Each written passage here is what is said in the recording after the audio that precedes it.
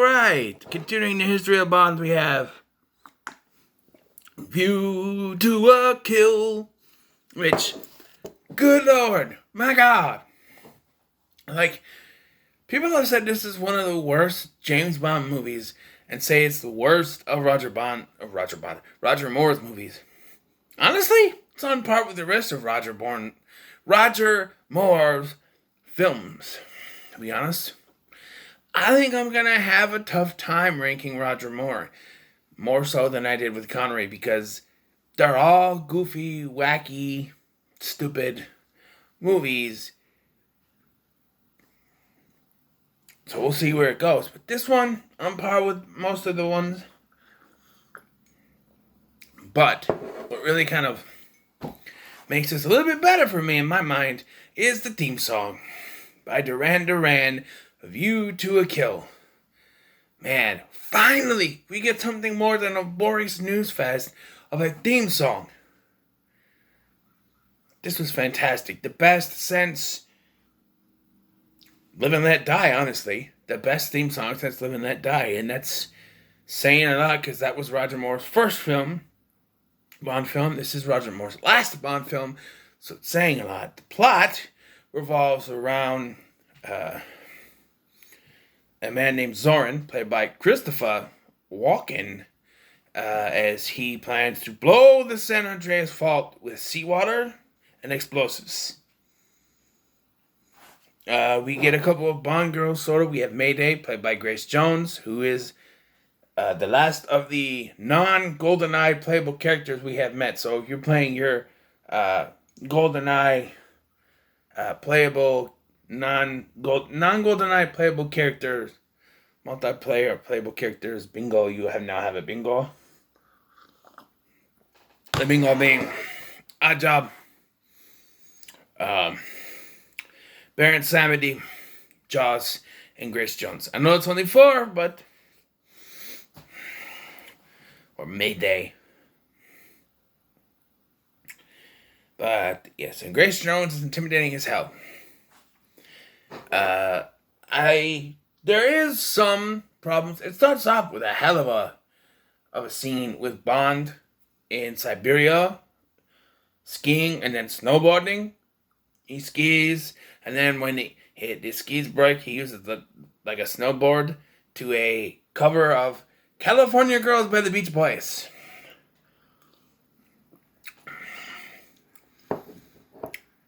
Yeah.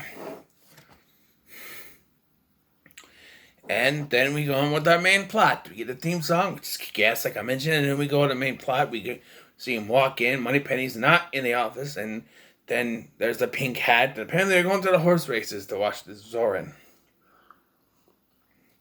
And look, there's the same problems that are all in Bond films. Bond has 2 allies in this, both of which are killed when they're no longer needed. No! You're going to have to wait. I'm reviewing right now. I'm not stopping. Where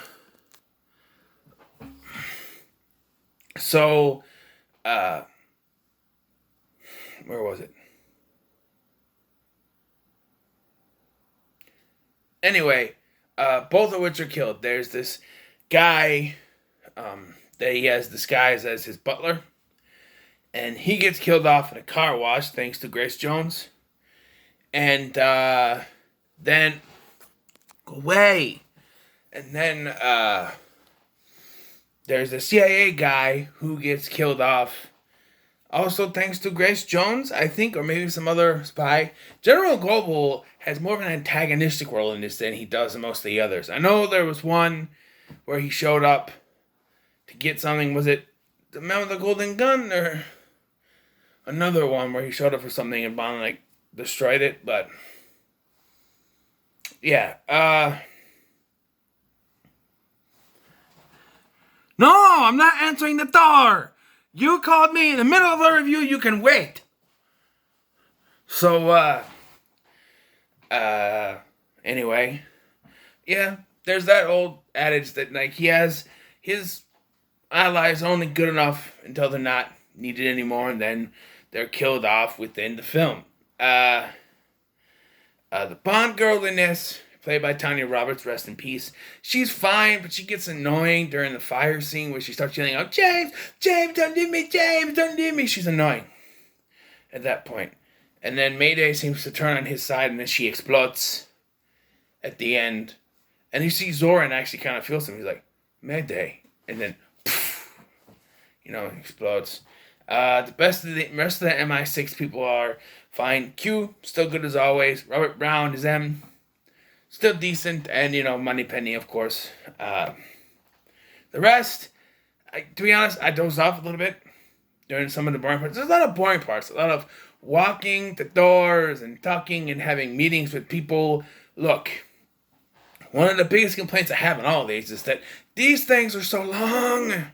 They run so long, and if you took out all the boring meeting scenes, you have one little meeting scene in the beginning where he gets, his information. Maybe one talking to someone in the middle somewhere when he meets the villain or something. Or maybe have a villain explaining scene there. But other than that, you don't need all the ducky stuff. He has like two different aliases. First, he's James St. John Smythe.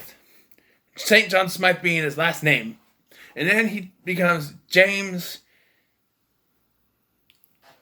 Sutton? No, that's her last name. James something. But it just, why does he need different? He looks the same. She met him at the thing, at the stables. She saw him at the stables, and now she thinks he's actually a reporter. And then there's these cops, the stereotypical cops, which here's where if they were to have Jada Pepper come back, it would have him, but you need a cop that will try to stop him.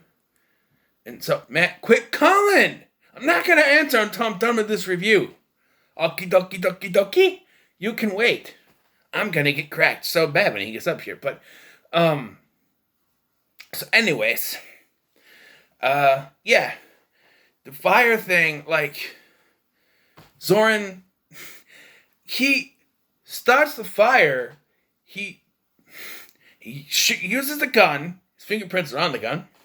He pushes the button on the elevator, his fingerprints are on that. So he's incriminated, yet they think Bond did it because there was a call reported by the guy before he was killed. And I saw his death coming. I saw the CIA guy's death coming. And obviously, I don't know why they didn't just have Felix Leiter in this film. But maybe that's why, because they're going to kill the CIA guy off. Who knows? Overall, it's fine. I don't see how it's the worst of the James Bond films. I thought it was better than Thunderball, honestly. There's explosions and stuff like that. If Roger Moore was to go out, this is the note he should have went out on. I'm going to end this a little soon because someone keeps calling up from downstairs. It's his fault. He decided to leave. He knew I was watching this for a review, so it's his fault. All right? I'm not going to wait to do a review because if I do, I'll forget. But, yeah, this was fine. As a way to end Roger Moore's era, I think it works. So now, we're going to move on from Roger Moore. My next video will be a ranking of the Roger Moore films. Oof. That's going to be a workout to try to figure out how to rank these, but I'll try. And then, we'll go on to Timothy Dalton's 2 films. The Living Daylights and License to Kill. Another thing. Another trope that they use in this film is how the villains always seem to figure out that he's James Bond.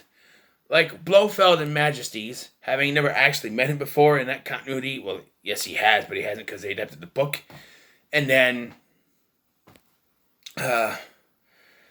somehow he knows that he's James Bond, and then other people figure it out.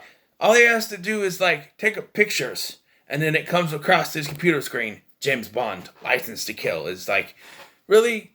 Why do the villains have to find out who he is so easily? What's the point of him having a cover if they're just going to figure it out so easily? It doesn't make any sense to me, but these movies now, with Roger Moore, they don't make sense. But yeah, so I'll leave you on that because he won't stop calling. So what are your thoughts on A View to a Kill? Make sure to like, share, and subscribe. Thank you for watching. I've been Scotty, and I'll answer the phone now. Jesus Christ.